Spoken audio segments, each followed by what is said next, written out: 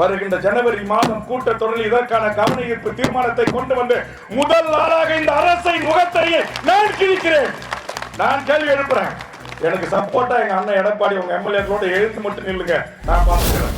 நான் கேட்கிறேன், இந்த மண்ணின் பூர்வீகுடி மண்ணின் மக்கள் விவசாயி, நானும் இவரு விவசாயி என்று சட்டமன்றத்தில் கட்சிக்கிறேன். அருமையான எடப்பாடியார் அவர்களே, போராட்ட களத்திற்கு நீங்களே நேரடியாக வந்து, நான் இந்த நாட்டின் முதலமைச்சராக இருந்தவன், இங்கே சாயப்பட்டவர்களை நான் அனுமதிக்க மாட்டேன் என்று நீங்கள் உத்தரவு தர வேண்டும். 4000 கோடி ரூபாய் மதிப்பிலான நிலத்தை ஒரு தனியார் கார்பரேட் முதலாளிக்கு தாரை வார்த்ததற்கு உடந்தையாக இருந்தவர் எவ்வளவு பெரிய கொம்பனாக இருந்தாலும் மக்கள் மன்றத்தில் அவர் நிறுத்தி தண்டிக்கப்பட வேண்டும்.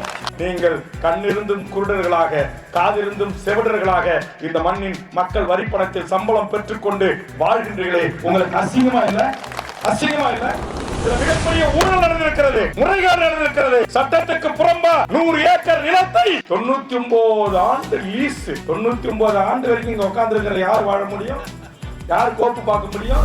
99 ஆண்டு லீஸ் என்றாலே அது ஏஎல்ஸ் நிறுவனத்திற்கும் அழகரசன் குடும்பத்திற்கும் சொந்தமாக்கப்பட்டு விட்டது என்பதுதான் உண்மை. மேற்பட்ட சாயப்பட்டறைகளையும் அதை சார்ந்த 30 தொழிற்கூடங்களும் தொடங்கப்பட்டால் இந்த மண்ணின் நீர்வளம் எப்படி பாதிக்கப்படும் என்பதற்கு உதாரணமாகத்தான் பெருந்துறையிலிருந்து கொண்டு வந்து இங்கு தண்ணீர் பாட்டல்களை எனக்கு காட்சிப்படுத்தியிருக்கிறார்கள். 100 ஏக்கரை நீங்க ஏஎல்சி நிறுவனம் அவருக்கு கொடுக்குறீங்க. இன்னும் சொல்ல போனால் சட்டத்துக்கு புறம்பா ஏற்கனவே இது போன்ற சாய ஆலைகளை தொடங்கி அது பொதுமக்களுக்கு ஆபத்தை ஏற்படுத்தியதனுடைய விளைவா உங்கள் நிறுவனம் மூடப்பட்டிருக்கிறது. இந்த காமன் எசிட் ட்ரீட்மெண்ட் பிளான்ட், பொதுவான சுத்திகரிப்பு நிலையத்தை நாங்கள் அமைச்சிட்டோம்.